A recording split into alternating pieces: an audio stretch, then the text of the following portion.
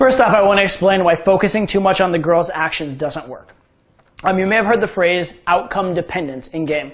Well, focusing on the girl's actions is by its nature outcome dependent. You're focused on the goal and you want to make that goal happen to the point that if that's your focus, you're not concerned about the person involved with the goal, you're just involved with the action. The extreme example of this, and I see this sometimes, is there's a move in pickups called like the handshake spin, right? So you grab the girl's hand, you spin her around, right? It's an old school pickup move.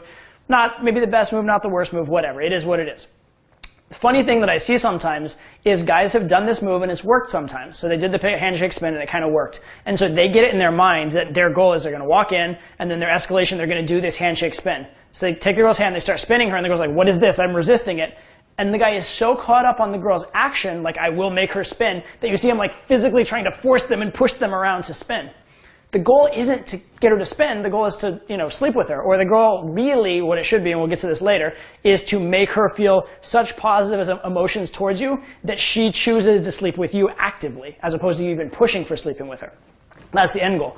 But the point is, if you're too caught up on one action, you're going to be very rigid in your approach, you're not going to be flexible, and you're going to be like very pushy and needy towards that action and appear to have an agenda. It's going to derail a lot of your game. So that's an extreme example where the action you're pushing for isn't even your real end goal. But this can happen with going for a kiss. There are a lot of guys that they'll get so outcome dependent for the action of the girl needs to kiss me, and they'll do these weird things to try and kiss the girl. You know what? There are a lot of scenarios where kissing the girl is actually the wrong move in terms of sleeping with her. I'll give you one.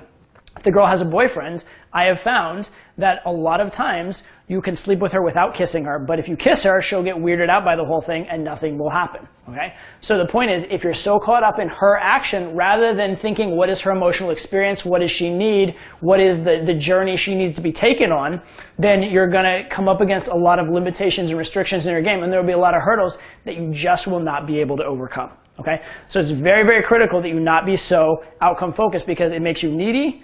It makes you appear to have an agenda, which makes you untrustworthy, and it makes you also unaware of all the flexible maneuvers that are available to you because you're so tunnel vision on that particular action. And finally, and we'll talk about this a little more in depth in a later section, you're not simulating the ideal scenario. Remember we talked earlier how the ideal scenario is that the girl is chasing the guy, right? The girl is chasing the guy. If you're focused on getting an action from her, by definition, you're pushing, you're trying for something, so it's impossible for her to chase. Okay? So you're actually making it impossible for that ideal scenario to happen. We'll talk a couple of videos down the line about exactly how to make that ideal scenario happen when you're thinking about things the right way.